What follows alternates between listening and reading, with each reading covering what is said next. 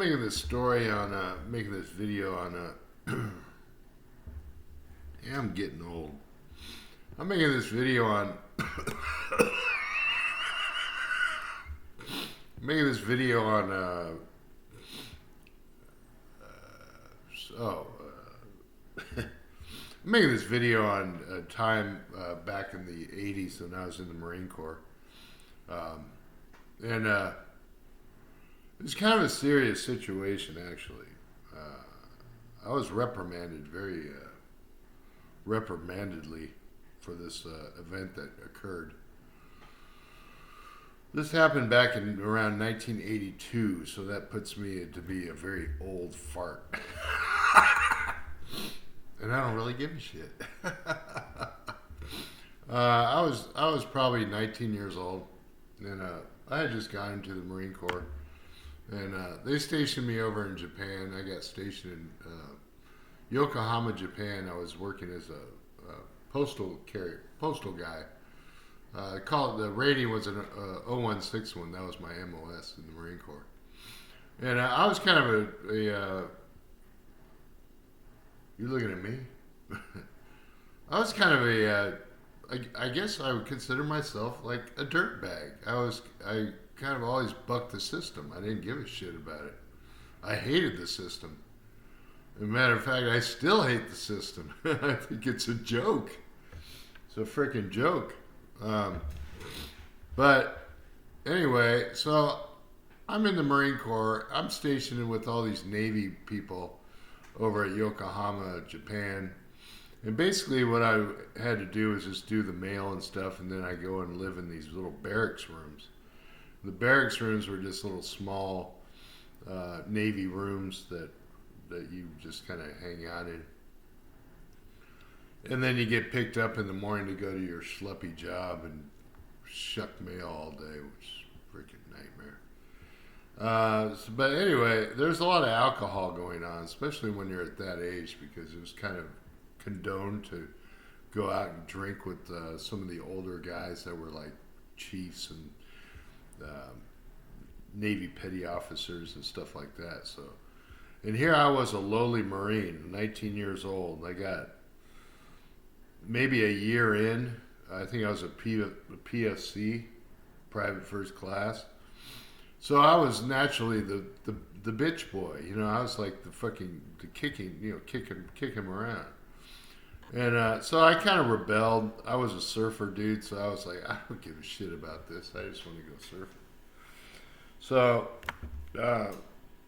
I ended up hooking up with some girls back then. I mean, I was young. I wasn't old and decrepit like I am now, but back then I was ready to go. You know, I was like, come on, let's bring it on. So there's like some girls there, some women in the Navy, and these Navy women were some of them weren't too bad looking, you know. So, and they're young, like my age, 19, 20 years old. So naturally, I mean, what are you gonna do?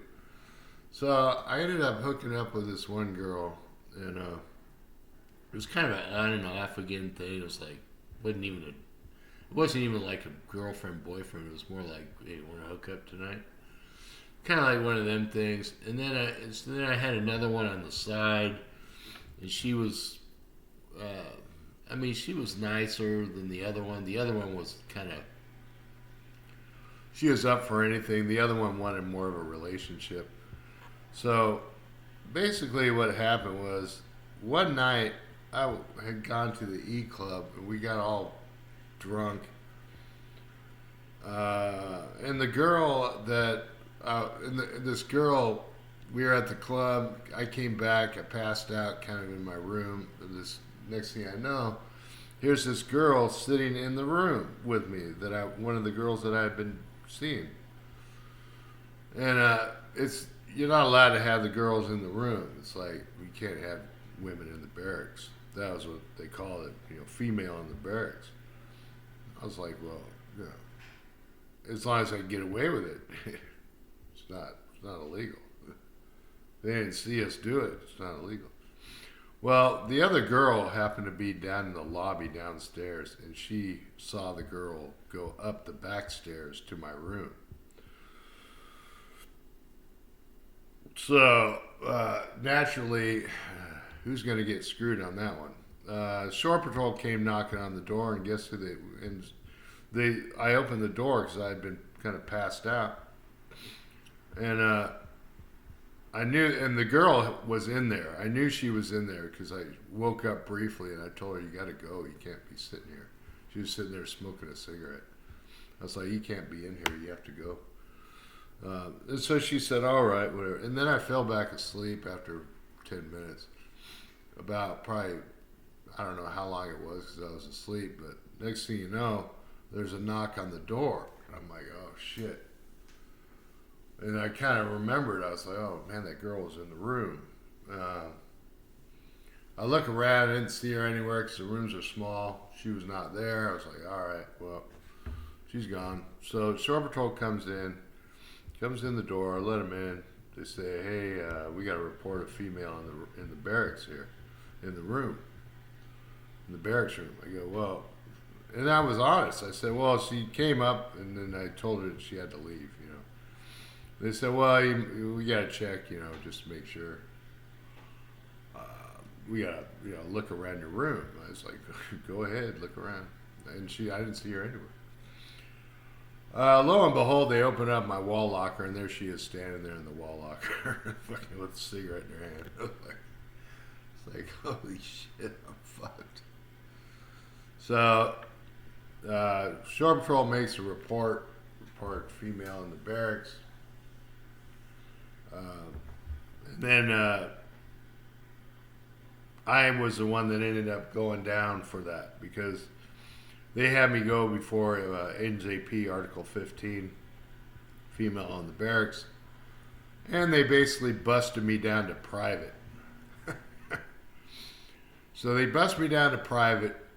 They have me in the freaking office hours, what they call it, and I'm standing there before the Sergeant Major and the freaking Colonel of the Marine Corps Barracks in Yokosuka. They had me go all the way down to Yokosuka. I had to go down there from Yokohama just to stand my freaking trial. So I get down there, and the freaking Sergeant Major blasts me about my hair, all kinds of, unsat Marine, and all this just insane stuff. He's unsat, freaking, he's not fit to be in my Corps. And I was like, what the fuck? And there's probably like 10, there's probably about 4 or 5 other Marines, high-ranking Marines in there. And they just reamed me a new one. And the first order of business was to go down and get a freaking haircut, high and tight haircut. Because that was kind of like, almost like a punishment. It's like, yeah, we'll get him a freaking haircut. Yeah, we'll show him. So I went and I got the haircut. But then that wasn't it. I mean, that was just the beginning of the hell. Because after that, I had to stay down in the Marine Corps Barracks for 45 days. And basically all I was doing was mowing the colonel's lawn and picking up all the trash off it. Every day, all day long.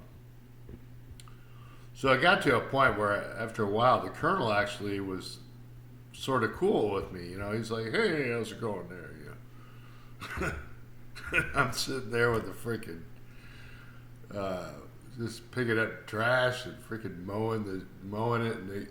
And at one point, I had a grasshopper riding on my shoulder because, I just found the grasshopper landed on my shoulder, and I just freaking walked around with the grasshopper. And it's just those are one of the petty things that happens when you're in the Marine Corps, where you can get in trouble and not even really do anything. Because, to be honest, I wasn't even doing nothing. I didn't even hook up with the girl that night. I mean, she was hiding in a closet.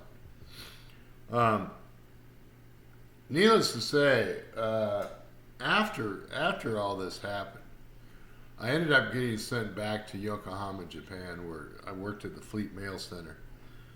And after that, I ended up going back. I said, I wanted to clean up my act, kinda. I sort of wanted to clean up my act. And then one of the things was they wanted me to kind of talk to the counselor. I talked to the counselor, and whatever kind of military counselor they had back then. And they said, well, what do you want to do? I said, I don't want to be in the Marine Corps no more. I don't like this stuff. I hate it. He's like, well, what do you want to do? I said, I want to go home. I want to surf. He's like, yeah, he was like, oh, well, if we give you 30 days, leave, and you go back home and get it out of your system, and then you come back, then, hopefully we could turn you into a real Marine. And that's exactly what I did. I got a flight back to California. I stayed with a friend of mine at a friend of mine's house, and I surfed for about a few weeks, whatever. And this is the way the Marine Corps works, or any kind of military works. So I got to be back after a month. I'm sitting there. I don't know how I'm going to get back. I mean, I had to fly because it's freaking 18-hour flight, but I didn't know how I was going to get back. I just knew I had to get back. So I go and try to get a space available flight. Back then they called them MAC flights. It's like, it was out of Travis Air Force Base. So this time I was smart. I brought my surfboard with me. I put it in with a board bag and took it up to Travis Air Force Base. And I had my board bag, my board's in the bag, and I'm waiting on a freaking flight to go back to Japan. But there's no flights freaking going out. So I had to just stay put until there was a flight available. That means I had to sleep in the airport. So I'm sleeping in the airport, and I'm wearing I got my board bag, and I took the board out of the bag, and I just used the board bag as a sleeping bag.